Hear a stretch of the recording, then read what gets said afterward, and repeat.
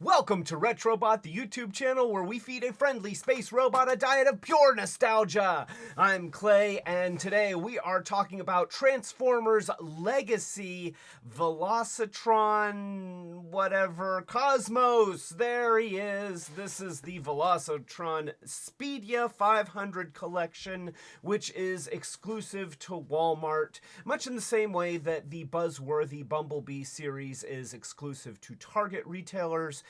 The Velocitron series is exclusive to Walmart. It's got a lot of retools, but it does have one completely unique mold, and that is this one, Cosmos. So here is the packaging. The Expeedia packaging is pretty decent. I like it. The artwork is nice, although you'll notice that the artwork version of Cosmos's alt mode is different from the actual finished version, and we'll talk about that in a little bit. You've got a nice version of the robot here. You've got some more robot here on the side. You've got the pictures of the product here, which again, there's slight differences, and we'll talk about that more, and then more robot and more flying saucer and Transformers Legacy, and then legal gobbledygook. So we've got that, and then here he is. Here is the dude himself, Cosmos. Probably one of my least favorite Gen 1 toys. Cosmos was the only, you know what? He is the only Autobot that has never been given an Earth mode. He has always been a flying saucer, and the original version was a little super deformed flying saucer that turned into a chibi little robot, and everybody had him, but he was never my favorite. And on the show, his personality was just kind of a sad sack character of, hey, I'd really like to be with the other Autobots, and Prime would be like, no, go out into the depths of space and tell us when something happens, and he would be like, oh, sad Cosmos. So here is Cosmos in his robot mode, and the robot mode is really, really nice. This is easily the nicest version of Cosmos that we have seen. He is a deluxe. Now, there have been some other nice versions of him. Actually, the version from Combiner Wars was very nice. Actually, I guess that was Thrilling 30, but then they repainted it as Scrounge for Combiner Wars, and it worked really well. But still, so Thrilling 30's Cosmos was actually a pretty nice toy, but still smaller. This is deluxe class, and one thing that I will say, I will point this out that I don't like. While I say that he's great, is the arms are super, super hollow. The hollowness there is more gaping than, like we're used to deluxe characters having some hollowness on the insides of their appendages, but wow, you could fit a Philly cheesesteak sandwich in there and save it for later. I mean, it's a lot. There's not even any ribs in there to kind of fill the space visually. I'm kind of hoping that there's an upgrade kit that will just snap some pieces in there, do something. If not, then I may just have to do something myself. The rest of him, though, if you get past these forearms, which are chunky and hollow, the rest of him is really, really nicely done. He's got a well-articulated head that can move around. It can say, yes, Prime, and it can say, no, Prime, and it's on this pivoty thing, which is actually 2 layers. I'm kind of surprised because they didn't cheap out and do just a single layer of plastic. They did 2 pieces that that are back to back with each other and make up this one piece. So whether it's the top of the robot shoulders or the top of the flying saucer, it still looks really nice. And I'm amazed. Like, I guess the money that they didn't put into his forearms, they put into the top of his body, and that's not such a bad thing. He's got shoulder articulation. He's got a nice joint here. It's a little bit looser than I would prefer, but but it's very functional. His arms go up, they go down. He's got a swivel at his bicep. He's got an elbow joint, and he's got a wrist tilt for transformation purposes, but nonetheless, it gives you a little bit of extra movement in that hand. That is actually pretty cool. He's got fully functional waist, and he's got these panels on his waist, which really allow him to do the splits. So, yeah, he can do that. His thighs rotate up and down. He kicks and he runs and everything in between. He has thigh rotation. He has a knee joint. He has an ankle pivot. So he's very, very posable. He looks really good. And that's why I say it really is just easily the nicest looking version of this character. Here's the other thing. You notice that he comes with a checkered flag because he is part of the Exspeedia 500, which I guess is for car racing, and he's not a car, so they decided to give him a flag. So, you know, I imagine that he would be able to turn into a spaceship and then fly above the race and be able to comment on the race. I don't know that there's any media, like I don't know of any TV show or a comic book or anything that's really featuring that angle, but obviously this toy tells a story. Now the flag comes apart, so you have the flag as one piece, and then you have a gun as another piece. So he can still have a gun, and then you could just stick the flag somewhere else, and there you go. If he needs to have a white flag of surrender or a checkered flag for racing, he's got both. I will probably add a sticker to make it a checkered flag on both sides. I don't know why, but the blank other side just kind of bugs me, so I will probably fix that. But I do like that he comes with an accessory that is not just for fighting. It's kind of nice to see just a living in the world of Transformers accessory that's not a shield, sword, or gun. Yes, this is a gun, but I actually really like it as a flag. This is pretty cool, and I'm glad to see it. I would love to see more of this kind of stuff with the Transformers characters, where, like, when the IDW comic book had Blur having a bar, or Swerve had the bar on the Lost Light, and I would love to see a version of Swerve come with a tray and a set of different colored Energon beverages and stuff like that.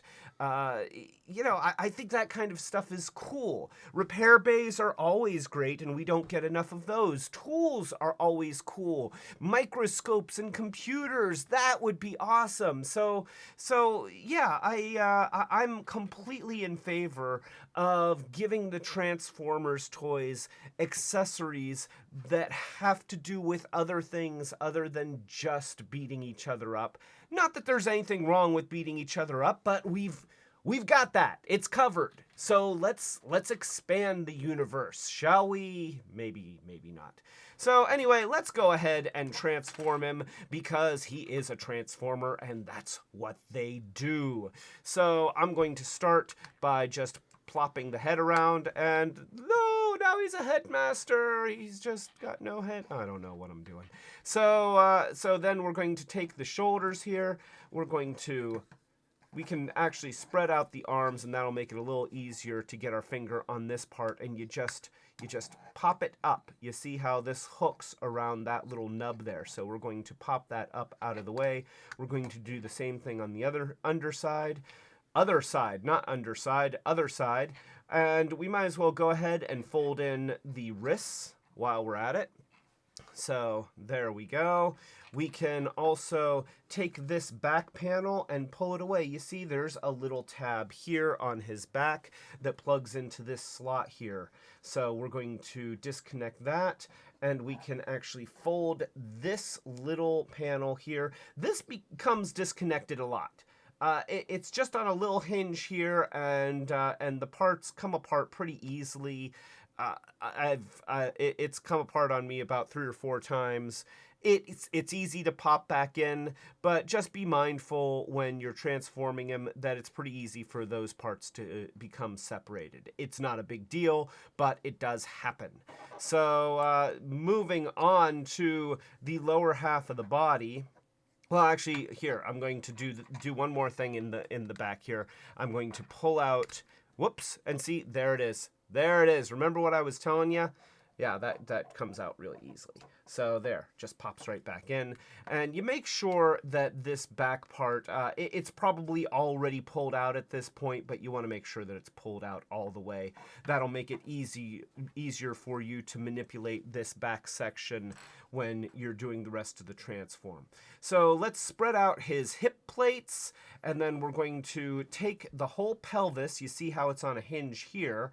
So this is going to pull back. You see how it just kind of snaps in there? It's going to go back like that. We're going to take the feet, and you see the heel here. There's a pretty significant little clippy right here. It goes around that joint with that tab, so that's going to swing around here and go against the front of the foot. We're going to do the same thing on the other side and do that, and then we can tip the toes forward.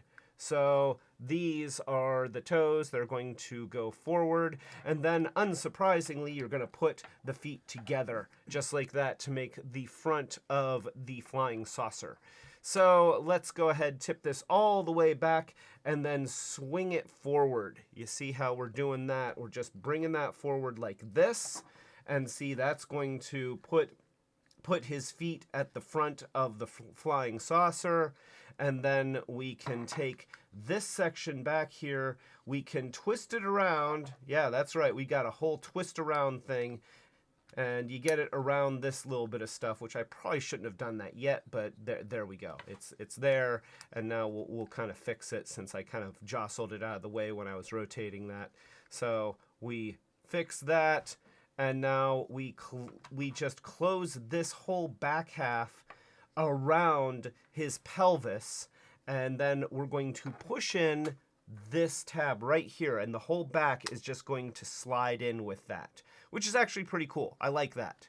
So at this point, we can take these hip plates, and you see how there's some little slots inside the hip plates. There's some tabs on the legs here, and those are going to secure around there. We're going to do the same thing on the other side, just bending that down. That kind of locks everything into place. And then we take the arms, move them forward, and just click them right into place. And there we have a flying saucer, and he looks very, very retro-tastic. Woo, woo, woo, woo, woo, woo, woo, woo, woo. And even though you don't see him like spinning, they always showed him just kind of flying through space like that. But I like to go woo, woo, woo, woo, woo, because it's dumb. So there we go. And then, of course, you've got his gun and his race flag, which you could just kind of stick that on the side there. What I like to do is I like to separate the flag out. I'll stick the flag out the back of him like that, and then I'll stick the gun on the side, which, you can do that. You can have the gun facing forward. You can do that. You can even do one of these. You can still have it as a flag. There we have the flag and then just stick the whole thing. There's a little 3mm post right there and a 3mm hole right there, which seems kind of unnecessary considering that this is already a 5mm handle. You could just stick it in there, but I guess, you know, if this weren't there, you would be able to stick it in. It's too short of an opening to do both, so I don't know. I guess it's so that core class figures can also hold the flag. Sure. Thanks, Hasbro, for introducing another post size that we don't need. There it is. His UFO mode looks really good. There's a little bit of gap right here. You can see that there's some gappage. You can see down through him. It really doesn't bother me. I really like this larger deluxe UFO mode, and when I saw it in photos, I actually wasn't all that wild about it. I thought that the top just looked too big, but now having him in hand, he's really, really fun. He looks cool. He looks retro. I mean, Cosmos is such an anomaly amongst the Transformers because he is never really supposed to look awesome. The Thrilling 30 version was a far more streamlined UFO, and I really like that one. Don't get me wrong. I mean, in fact, I love that one. But I have to say that this is just charming. It is that's what I think. I very seldom use that word in reference to a Transformers toy, but he is charming. And the fact that he comes with this little flag, and I can imagine him waving the flag at the beginning of the race and then transforming and flying up over top and watching the racers and giving commentary and being like, look at Blur go, he's taking an early lead. Oh, this is an exciting race. You know, he would make a terrible sports commentator, and that just adds to the appeal. It looks like the front, these fronts have some nubs, which would be compatible with Blast Effects pieces, even though I don't have my Blast Effects pieces. Now, so I did mention this before, so let's go ahead and take a look here. If you look at the artwork on the top of the box here, yeah, there we go. Let's just focus in on that. No, closer, not further away, camera. So you look at that picture, and the flag is designed very differently. You see how the flag in the picture has its own post, and then the post pegs in to the side of the gun. Also, the other thing is that according to the picture and according to the product shot on the back, he's got 5mm sockets on either side of his spaceship mode, and you see how they kind of show the gun plugging into the side. It's a little lower here, but he doesn't have those. Like the toy does not have any of those sockets on the side. So you can't do that. You can't do it don't go. It don't go on here. It could go on here. You could do that, I guess. But you know, you can't spin the front and the flag is just sticking straight up, which I guess if it were in space, it can do that. Of course, who said that it's a cloth flag? That, you know, maybe this represents a metal flag and it's just in a permanently waved shape. I don't know. These are robots racing. They don't have to follow human rules. Of course, you can have it down like that, which is great until you try and set them on a table. But yeah, so it's interesting that the model done for the photograph and for the artwork is a bit different than the final product. Nonetheless, it's a cool final product. I really, really dig it. It's fun. It's like I said, it's charming. It is just charming. And being that that this one is pretty hard to get a hold of because I guess in the Walmart cases, yeah, you'll get a case of 8 Velocitron figures, and it's 2 of each other character and maybe 1 Cosmos, which I don't know how that works because maybe 2 of most others, 3 of one, and I think there's 8 per case, and so it can't be 2 of each and a Cosmos unless it was like maybe 2.33 of each and a no 2.15. I don't know. I'm not going to do that math in my head, even though I just tried. That was a mistake. I shouldn't try to do math in my head. So yeah, there is Cosmos. Bottom line, his vehicle mode is awesome. It's fun. And it's funny because this is a character that historically I really didn't give 2 Energon cubes about. It's like, it's freaking Cosmos. Who is anybody passionate about Cosmos? Well, apparently I am now, because I love this toy, and I ever since I opened it, I've been playing with it. I've had it on the arm of my couch, and I just keep transforming him back and forth and back and forth. And that to me is one of the hallmarks of a toy that I really, really like. If I just, every time I see it, I pick it up and I start playing with it, that tells me that toy is worth the what, like $25 that you pay for a deluxe figure now. I remember when that price was lower. Life happens. Things get more expensive. I'm not in favor of it, but that's just how it goes. So yeah, that's my review. Cosmos, huge recommend from me. And so if you like this review, then please give it a thumbs up, subscribe to the channel, click the notification bell so that you know when we're doing more of these Short Circuits reviews, as well as our live streams, which typically happen every Friday night at 8 o'clock Eastern United States time.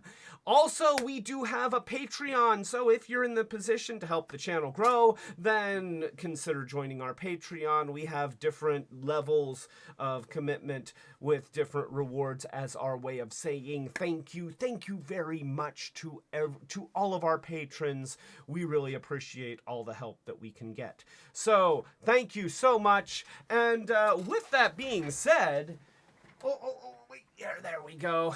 We do have a very special guest here to thank our patrons.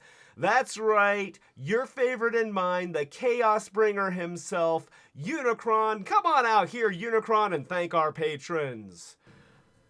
Thank you, patrons, our ultimate retro heroes. Thank you, Fetchbeer, Robus, Matt White, Starhound, Setsune Wave, Dawn, Hope and Michael D, and Colleen. Thank you. And now, I kind of want pancakes. Pancakes would be good, but they have to be the size of a small moon, because I'm Unicron and that's the kind of stuff that I eat. So moon-sized pancakes with a galaxy of maple syrup. You need the syrup. Pancakes without the syrup are wrong. I am the Chaos Bringer, and I decree that pancakes must be eaten with maple syrup. Don't give me that diet crap. Maple all the way.